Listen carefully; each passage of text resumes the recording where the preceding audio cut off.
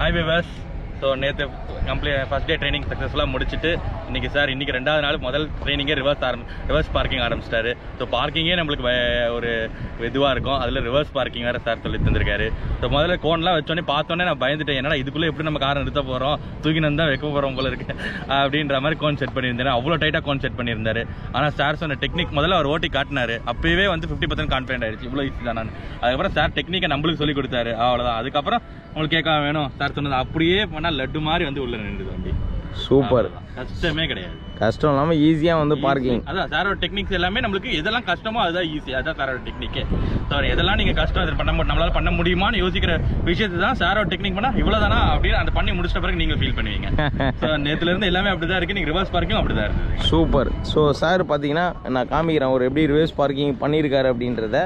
So நீங்கள் பார்த்துக்கோங்க viewers, இதுதான் வந்து சார் வந்து ரிவர்ஸ் பார்க்கிங்கில் வச்சுருக்காரு ப்ராப்பராக. ஸோ அவருக்கு வந்து பார்த்தீங்கன்னா ஒரு வண்டியோட சைஸுக்கு ஏற்ற மாதிரி கரெக்டாக அரேஞ்ச் பண்ணி கொடுத்துருக்கேன். ஏன்னா உங்களுக்கு பாருங்கள், இந்த பக்கமும் வந்து கிட்டத்தட்ட ஒரு 1/2 அடியிலேருந்து 1 அடி தான் கேப் விட்டுருக்காரு.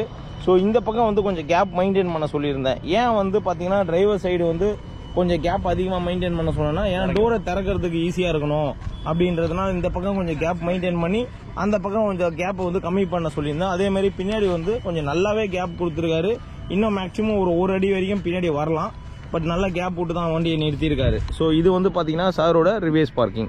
ஸோ உங்களுக்கு ரிவர்ஸ் பார்க்கிங் கற்றுக்கணும் அப்படின்னு நீங்கள் ஆசைப்பட்டீங்கன்னா நம்ம சென்னை கார் ட்ரைனர்ஸ் வந்து பார்க்கிங்க்கு மட்டுமே தனியாக கிளாஸஸ் எடுக்கிறோம். ஸோ அது வந்து நீங்கள் எடுத்துக்கலாம். இப்போ பாருங்கள் எவ்வளோ ஹார்ட் ஒர்க் பண்ணி நாங்கள் கிரவுண்ட் ஒர்க் பண்ணுறதுனால தான் இப்போ லைவாக வந்து சார் வந்து மாலில் பண்ணும்போது இன்னைக்கு சூப்பராக பண்ணிவிடுவார்.